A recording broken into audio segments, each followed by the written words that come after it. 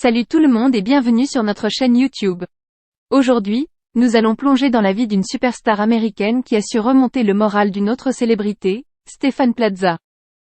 Mais avant de vous dévoiler cette histoire intrigante, n'oubliez pas de vous abonner à notre chaîne pour ne rien manquer des prochaines vidéos captivantes. Il y a quelques jours, Karine Le Marchand a confié à Paris Match que Stéphane Plaza était peut-être parfois un peu impoli, voire un goujat. Cependant, elle souligne qu'elle ne l'a jamais vu être violent et qu'il est plus enclin à bouder dans son coin. Elle précise également qu'elle n'a jamais été en couple avec lui, alors elle ne sait pas comment il se comporte avec ses maîtresses. Une déclaration qui a soulevé des questions sur la personnalité de cette star de l'immobilier. Actuellement, Stéphane Plaza est au cœur de la controverse, car 3 femmes qui ont partagé sa vie ont témoigné de violences verbales et psychologiques. Malgré cette situation difficile, Stéphane Plaza garde un profil discret. Il semble se tourner vers une source d'inspiration inattendue pour se remonter le moral. Sur les réseaux sociaux, il ne suit qu'un seul profil, celui de Taylor Swift, la superstar américaine aux 275 millions de followers.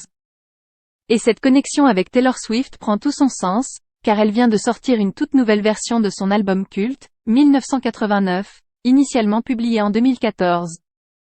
Une version qui promet d'être exceptionnelle. Taylor Swift a entrepris de enregistrer tous ses albums après avoir perdu les droits de ses 6 premiers albums, suite au rachat de son ancien label, Big Machine Records, par Scooter Braun, le célèbre producteur de Justin Bieber.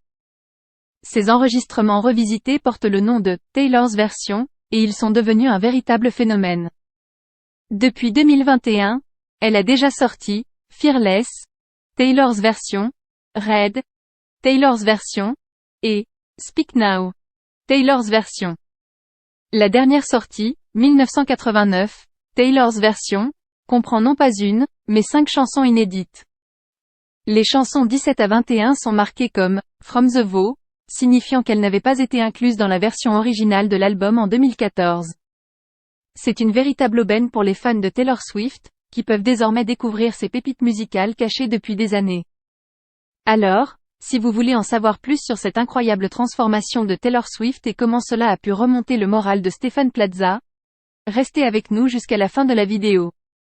Et surtout, n'oubliez pas de vous abonner à notre chaîne pour ne pas rater nos prochaines vidéos passionnantes. Merci de nous rejoindre, et à bientôt.